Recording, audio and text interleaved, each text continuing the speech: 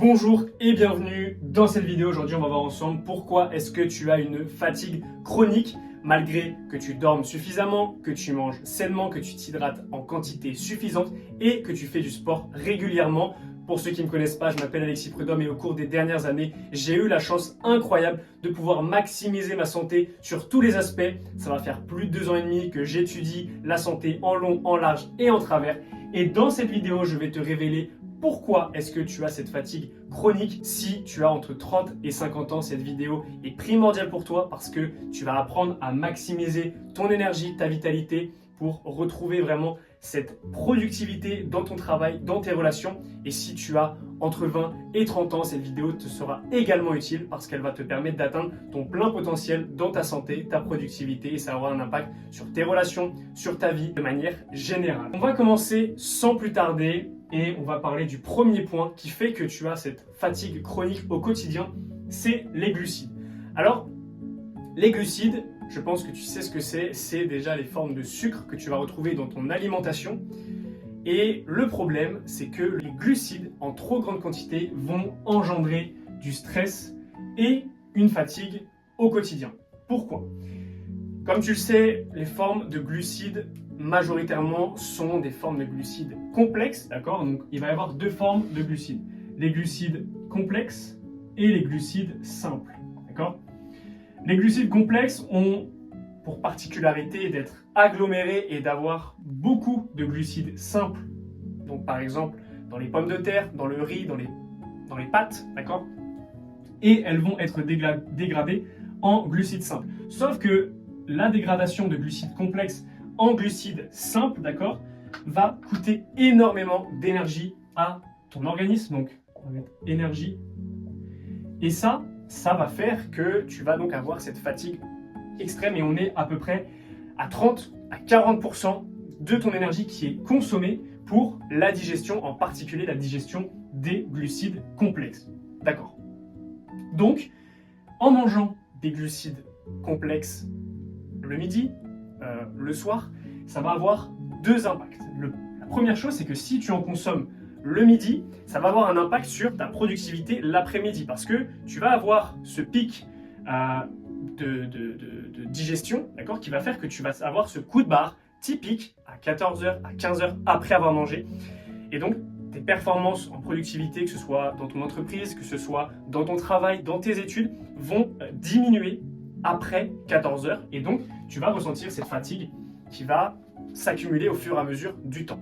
Ça, c'est la première chose. La deuxième chose, c'est que si tu manges des glucides complexes en trop grande quantité, le soir, donc on a dit qu'il y avait d'une part le midi et d'autre part le soir. Donc le midi, ça va apporter, on a dit, un coup de barre, d'accord, typique. Je vais peut-être prendre un autre crayon qui fonctionne un peu mieux. Voilà. Et le soir, ça va avoir un impact également sur ton sommeil. Pourquoi ça va avoir un impact sur ton sommeil ? Tout simplement parce que, comme je l'ai dit juste avant, tu vas utiliser de l'énergie pour dégrader ces glucides complexes. Et le problème, c'est que tu dois mettre en place et utiliser ton système digestif, comme je te l'ai dit, qui va utiliser énormément d'énergie. Et ça va altérer ton sommeil et ça va faire que tu vas moins bien récupérer. Et donc, tu le vois, c'est un cercle vicieux qui fait que tu vas avoir un moins bon sommeil, donc un sommeil dégradé qui va te générer encore plus de fatigue, d'accord ? Et cette fatigue-là va engendrer encore plus de comportements qui vont faire que tu vas avoir besoin de sucre, d'accord, pour avoir ton cerveau qui va encore mieux fonctionner. Du moins, c'est ce que tu penses. Et ça va encore te faire avoir un bon sommeil, etc. Donc tu vois que c'est un peu un cercle vicieux. Et Alexis, est-ce qu'on doit arrêter de manger des glucides ? Non, tu ne dois pas arrêter de manger des glucides. Les glucides, c'est même très important. Par contre, ce que tu dois faire, c'est limiter les quantités. Personnellement, le midi, je ne mange quasiment pas, voire jamais de glucides. Je mange seulement de la viande et des légumes. Et ça ne m'empêche pas d'avoir de l'énergie. Ça ne m'empêche pas de consommer quand même des sucres. Parce qu'il y a aussi les glucides simples, d'accord ? Et les glucides simples, il faut faire attention à la forme. Il y a des glucides qui sont beaucoup trop transformés, donc si c'est des bonbons, je faisais ça aussi beaucoup quand j'étais dans ma première année d'études de médecine, où on travaillait tout le temps, je prenais beaucoup de bonbons, mais je me suis vite rendu compte que ce n'était pas la meilleure chose à faire. Et les glucides simples, ça va augmenter tout simplement la glycémie, et la glycémie qui va augmenter, ça va augmenter l'insuline. Ok. Sauf que l'insuline, eh ben, c'est pareil, c'est une hormone qui va t'apporter de la fatigue. Et trop d'insuline va faire trop de fatigue. Donc, tout est une question d'équilibre et de régulation. Donc, ce que je peux te conseiller comme source de glucides simples, ça peut être des fruits, ça peut être des yaourts. Globalement, c'est ça. Ok, globalement, c'est ça. Fruits, yaourts, c'est vraiment les deux meilleures formes. Donc, moi, ce que je vais manger, ça va être viande, légumes et en dessert, des fruits. Ok, en dessert, des fruits. Une banane, une pomme, etc. Ok. Donc, ça, c'est sur les glucides. Le premier point, c'est sur les glucides que tu dois vraiment faire attention à pas en manger en trop grande quantité. Et souvent, on se dit « Ah, j'ai besoin d'énergie pour travailler ». Non, c'est faux. C'est faux parce que comme tu l'as vu, on a donc glucides. Je te remets le schéma pour que tu puisses bien comprendre. Énergie. Donc, demande énergie. Sommeil négatif et donc fatigue. Et donc pour ça, notre cerveau va vouloir encore plus de glucides pour penser qu'il va avoir plus d'énergie, mais c'est totalement faux. Ok, ça c'est sur le premier point. Qu'est-ce qu'on fait également quand on se sent fatigué? Eh oui, on prend du café. On prend du café en pensant que c'est la solution miracle et que c'est ça qui va vraiment nous permettre d'avoir plus d'énergie. Alors le café, ça va avoir un impact significatif, ça va augmenter le cortisol. Ok. Ça va augmenter le cortisol qui est l'hormone du stress. Alors pourquoi ça augmente le cortisol? Tout simplement parce que le café est un agoniste. Donc agoniste, c'est-à-dire qu'il prend la place d'une autre molécule qui s'appelle l'adénosine, qui est tout simplement la molécule qui va venir avant et qui va venir stimuler le cortisol. C'est un peu comme la molécule qui va venir avant pour dire au cortisol, c'est bon, tu peux commencer à être sécrété. Ok, donc ça augmente le stress. Et donc on a ces effets de j'ai plus d'énergie, plus de productivité. Mais le problème, c'est qu'au fur et à mesure du temps, le café, eh bien notre corps s'y habitue. Notre corps s'habitue et en fait, on a ce qu'on appelle la demi-vie. Donc ça va être ici ton énergie en fonction du temps. J'espère que tu vois bien le graphique. Donc, le crayon ne fonctionne visiblement pas. Bon, on va le faire. Ok. Boum, ton énergie, elle est ici. Sans café, tu es ici. Tu vas prendre du café. Ouais, trop bien. Sauf qu'après, boum, ça redescend. Et au fur et à mesure du temps, ton pic va être de moins en moins grand. Et au final, le truc, c'est que ton niveau de base d'énergie, ce qu'on appelle une baseline, au lieu d'être ici, par exemple, donc boum, et je descends, boum, et je descends, eh bien, le niveau de base d'énergie que tu as dans ton corps va se trouver ici. Et donc, tu vas besoin de café pour revenir à l'état d'avant en te disant j'ai plus d'énergie, sauf qu'en fait, non, tu n'as pas plus d'énergie. C'est juste une impression, parce qu'en fait, ton niveau moyen d'énergie de base a vraiment diminué. Donc, ce que je te conseille, c'est vraiment d'arrêter le café. Ça va faire plus d'1 an que j'ai arrêté le café. J'en prenais beaucoup au début de mes études quand c'était très difficile. Mais en fait, j'aurais jamais dû en prendre. Tout simplement parce que c'est ça qui va créer de la fatigue en plus. Donc on pense que c'est bien, etc. Non, ça fatigue encore plus. Et ça a aussi un autre impact, c'est sur le sommeil. Vu qu'on crée du cortisol, d'accord?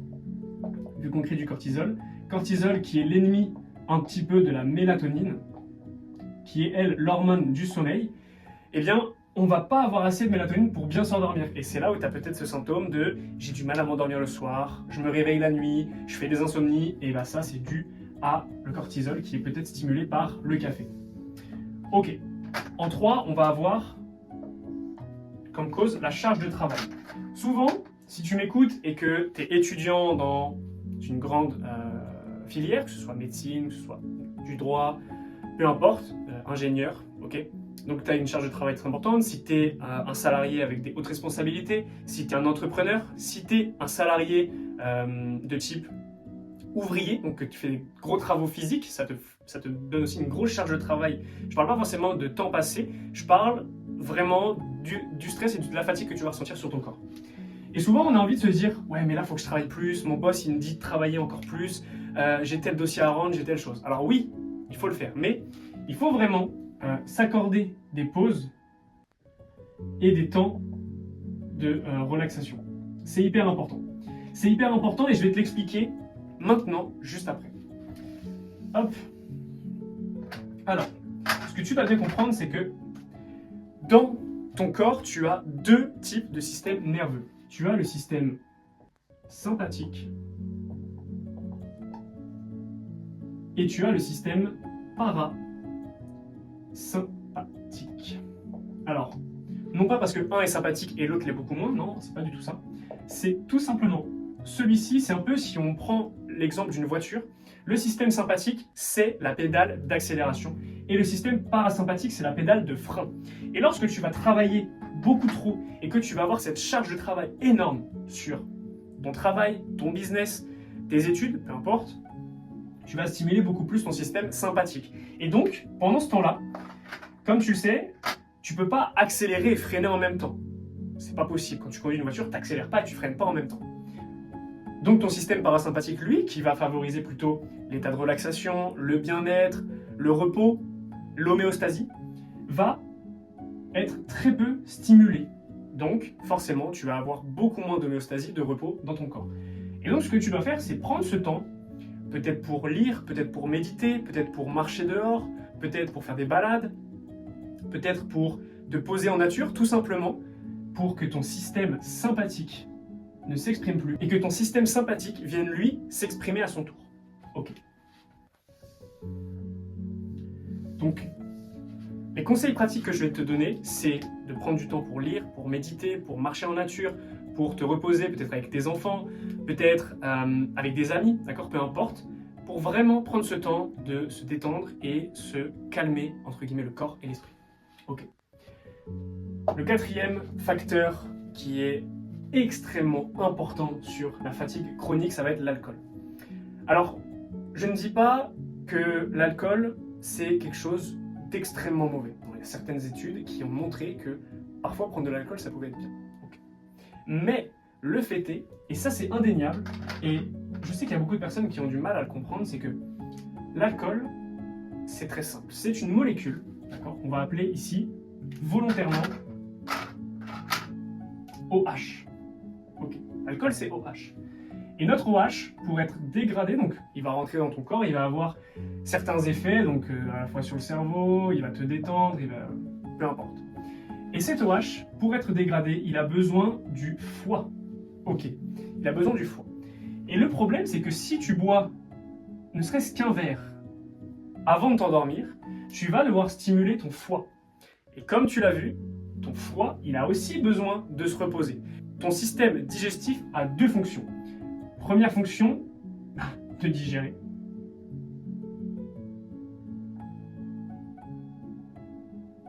Deuxième fonction, de récupérer.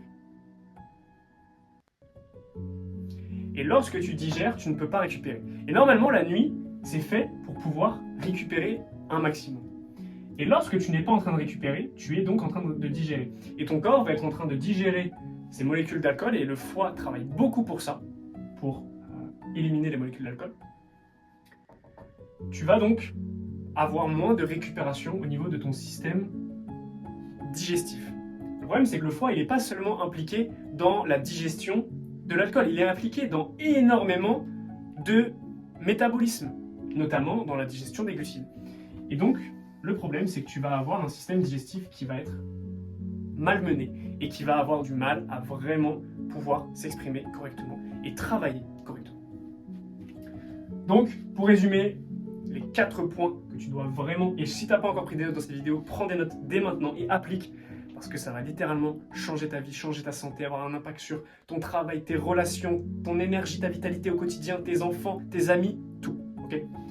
Les glucides, ce que je te conseille, c'est de ne pas en manger le midi, ok, voire peu, et d'en manger un minimum, et donc de privilégier les glucides plutôt simples, tels que les fruits ou les yaourts. Ok. Le café, le mieux c'est d'éliminer ou de prendre 1 à 2 par jour maximum, d'accord? Maximum. La surcharge de travail, donc on a dit méditation, nature, balade, temps avec les enfants, peu importe, ok, avec tes enfants, avec ta famille. L'alcool, limiter, voire exclure. Tout simplement. Voilà, si cette vidéo t'a plu, like, abonne-toi et dis-moi dans les commentaires, pour toi, quel est le facteur qui a le plus d'impact sur ta fatigue chronique. Ça m'intéresse. Sur ce, je te souhaite une très bonne journée. C'était Alex.